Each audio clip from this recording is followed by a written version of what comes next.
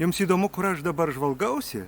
Aš žvalgausi po Latvijos ir Lietuvos auksavabalio kelią. Miškai pasikeitė, jūs matėte. Lapai nukrito, miško gelmė atsivėrė.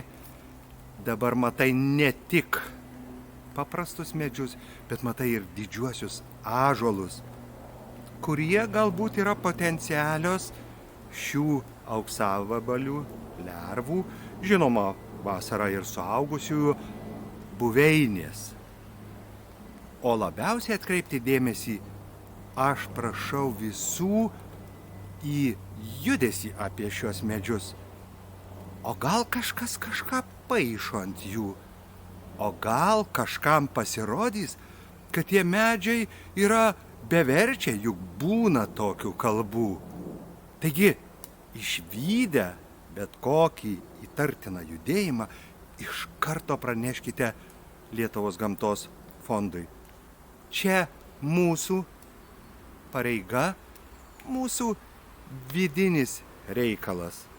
Tačiau tik bendrom jėgom, tik kartu mes išsaugosim ir ąžuolynus, ir auksavabalį, visą jo kelią per Lietuvą ir per Latviją.